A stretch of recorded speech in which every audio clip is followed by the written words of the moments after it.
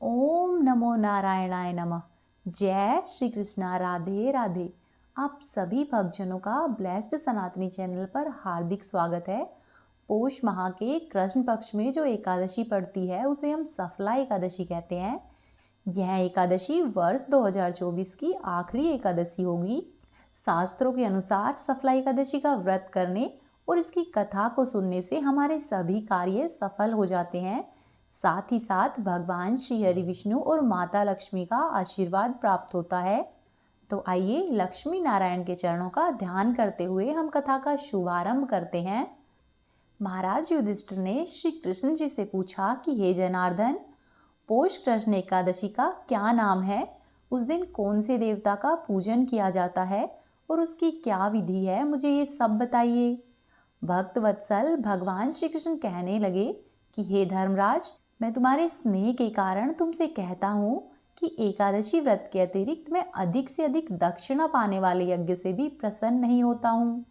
अतः एकादशी व्रत को भक्ति और श्रद्धा युक्त होकर करना चाहिए।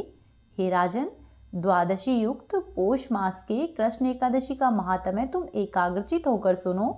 इस एकादशी का नाम सफला एकादशी है। इस एकादशी के देवता श्री नारायण है। विधि पूर्वक इस व्रत को करना चाहिए। जिस प्रकार सभी नागों में शेषनाग श्रेष्ठ है, पक्षियों में गरुड़, सभी ग्रहों में चंद्रमा, यज्ञों में अश्वमेघ और देवताओं में भगवान विष्णु श्रेष्ठ है, उसी तरह सब व्रतों में एकादशी का व्रत श्रेष्ठ है। जो भी मनुष्य सदैव ही एकादशी व्रत करते हैं वे मुझे परम प्रिय है। अब मैं इस व्रत की विधि कहता हूँ। मेरी पूजा के लिए ऋतु के अनुकूल फल, नारियल, नींबू, नैवेद्य आदि 16 वस्तुओं का संग्रह करें। इस सामग्री से मेरी पूजा करने के बाद रात्रि में जागरण करें।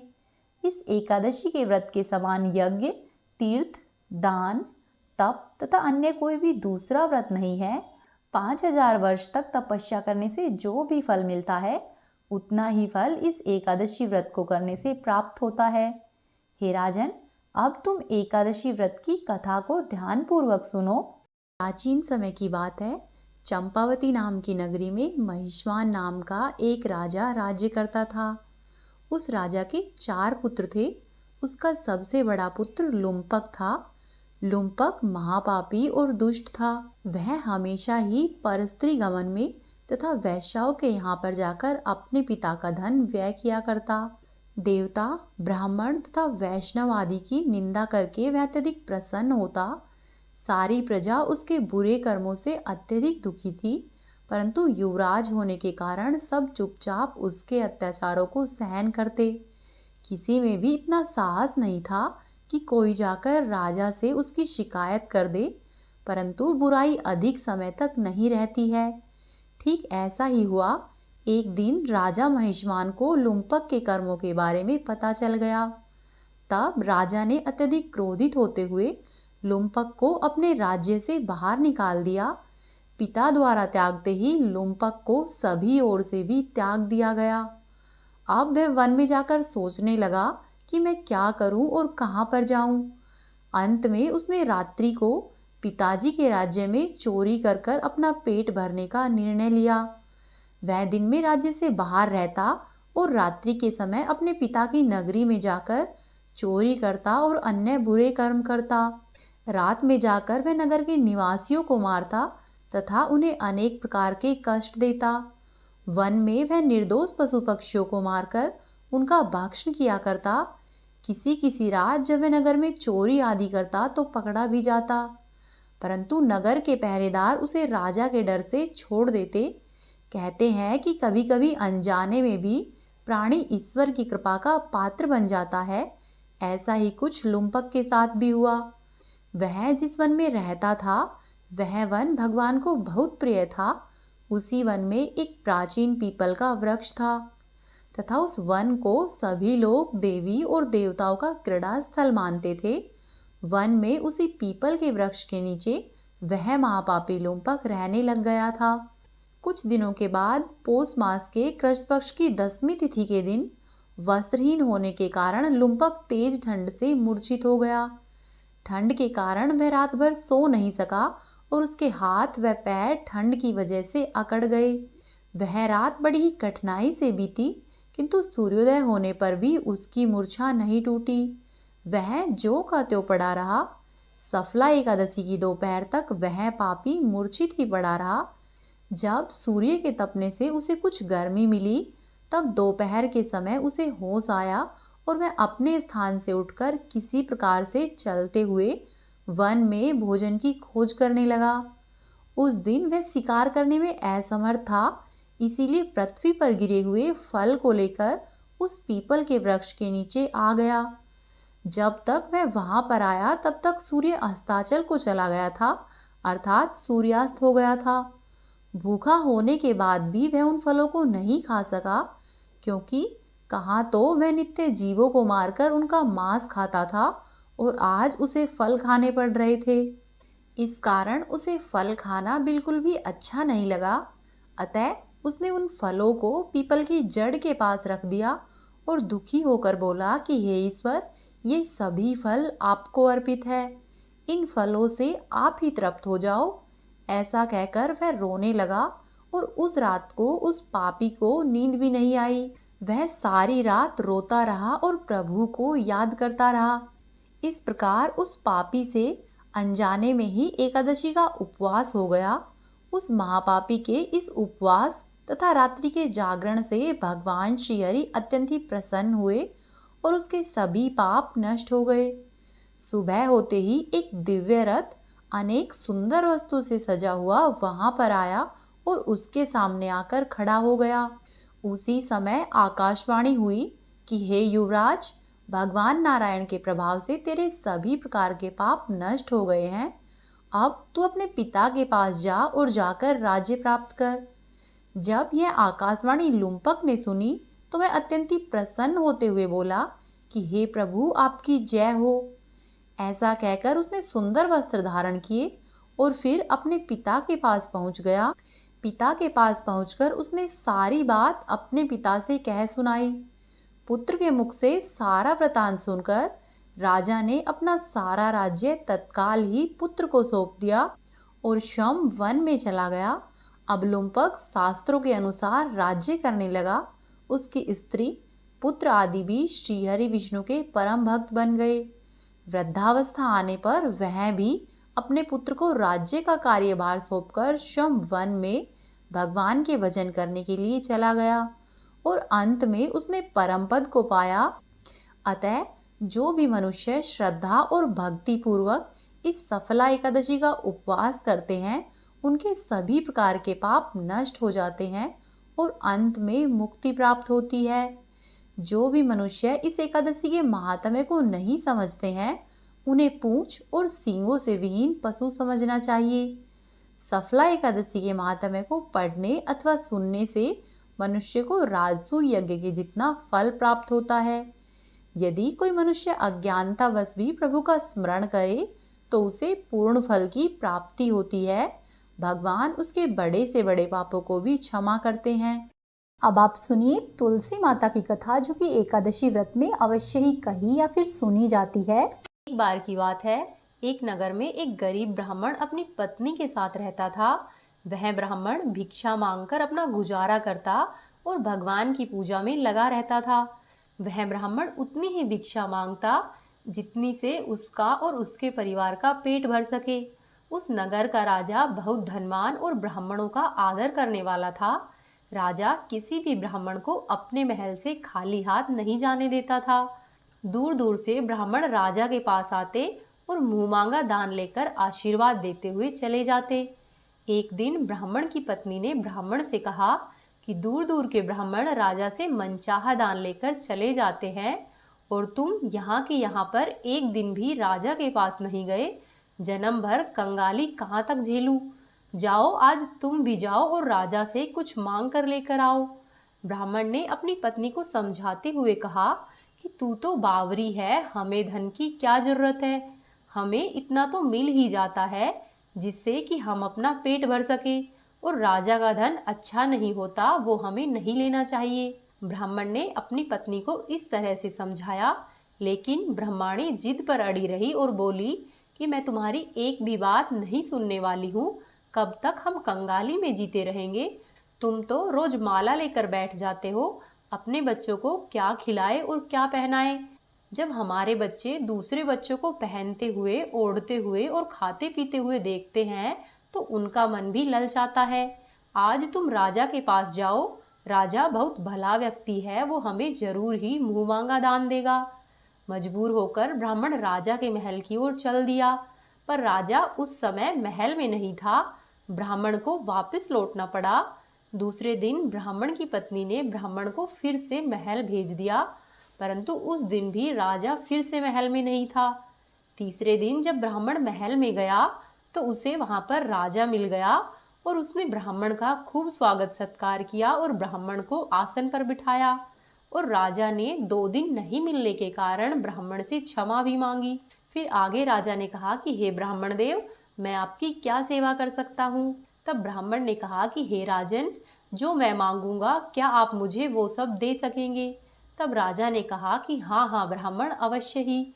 आप कहिए, मैं आपकी क्या सेवा कर सकता हूँ? ब्राह्मण ने निवेदन किया कि हे महाराज, मैं कुछ और नहीं चाहता, बस आप मुझे अपनी कमाई से 4 पैसे दान में दे दीजिए।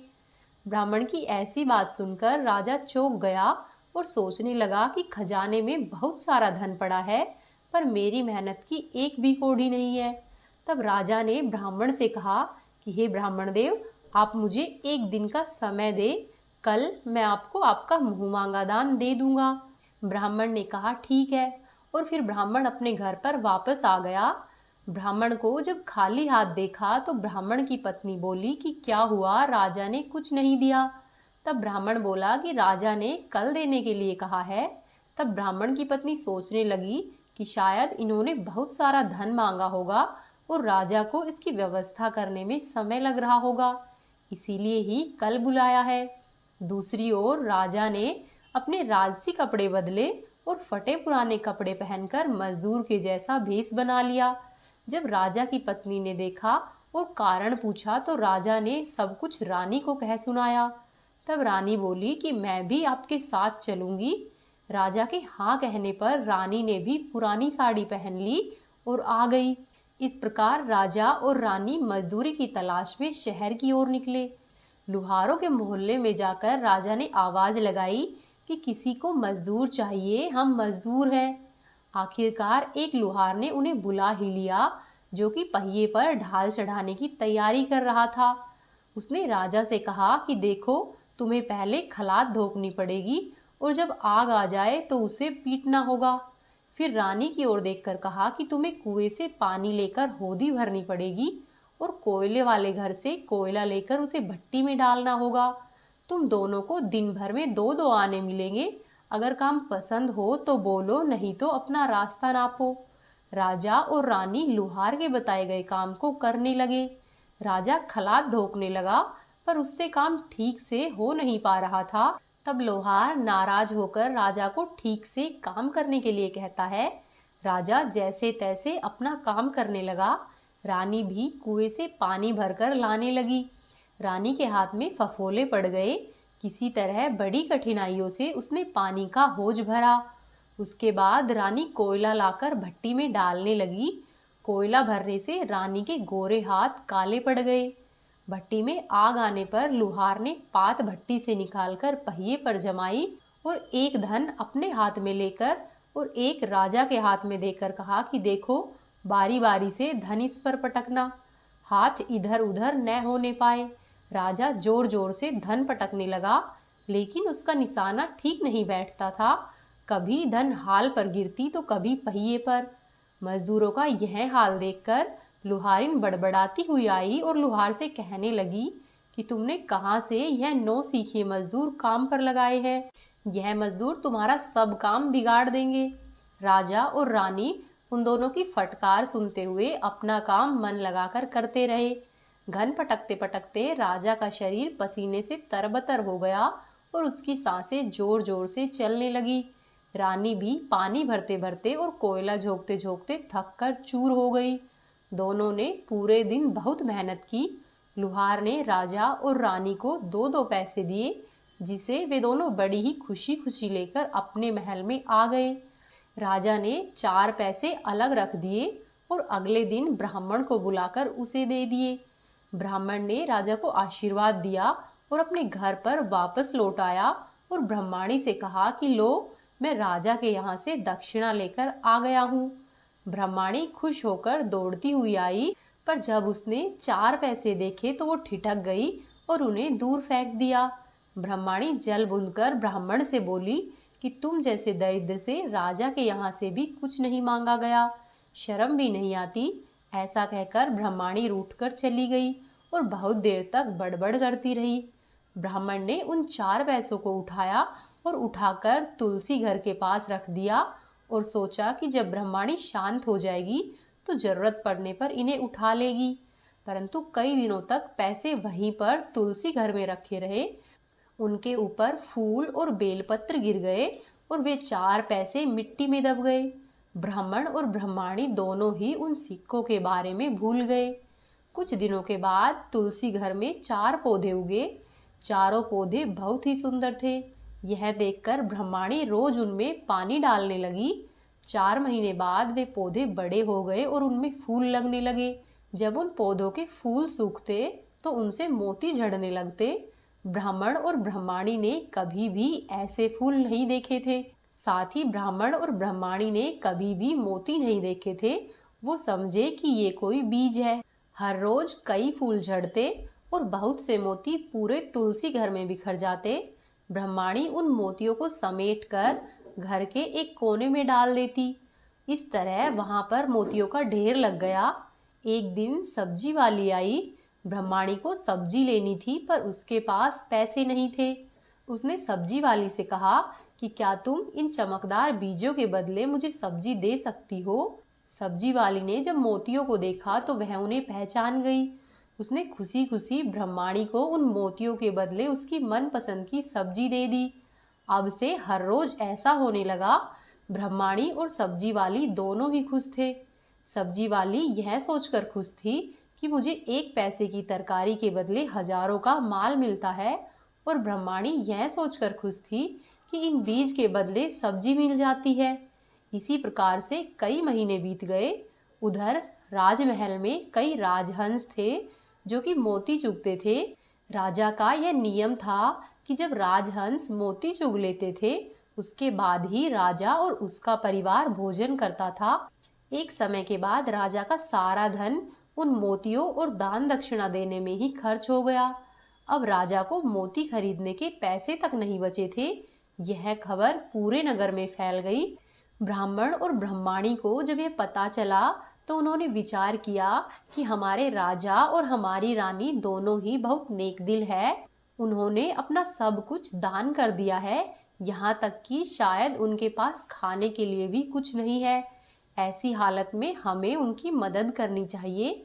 तब ब्राह्मण ने ब्रह्माणी से कहा कि अगर तुम कहो तो इनमें से कुछ बीज मैं राजा को दे आऊं। तुम कहती हो कि इससे सब्जी और खाने की चीजें मिल जाती है। तब ब्रह्माणी ने कहा कि हाँ, मैं रोज इसके बदले में सौदा करती हूँ। ऐसा कहकर ब्रह्माणी एक टोकरी भरकर बीज ले आई। ब्राह्मण उस टोकरी को लेकर राजा के पास पहुंचा और वो मोती से भरी हुई टोकरी राजा को देते हुए उससे सारी बातें बताई। राजा उन मोतियों को देखकर चौंक गया। उसने मोती राजहंस को दिए और राजहंस उन्हें चुगने लगा। यह देखकर राजा ने ब्राह्मण से कहा कि हे ब्राह्मण, यह कोई साधारण बीज नहीं है, ये तो मोती है और एक एक मोती सैकड़ों रुपये का है। आप सच सच बताओ, आपके पास इतने मोती कहाँ से आए। तब ब्राह्मण बोला कि हे महाराज, ऐसे बीज तो हमारे घर पर बहुत है। और ब्राह्मण ने सारी बात राजा को कह सुनाई। राजा अपने मंत्रियों के साथ ब्राह्मण के घर पर पहुंचा और उन चारों पेड़ों को देखा।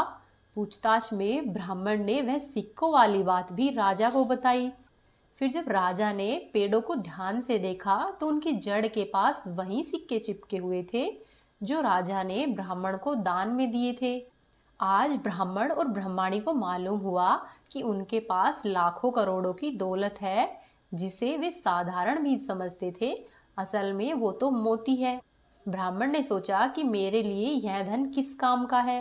ऐसा सोचकर ब्राह्मण ने सारे मोती राजा को दान में दे दिए।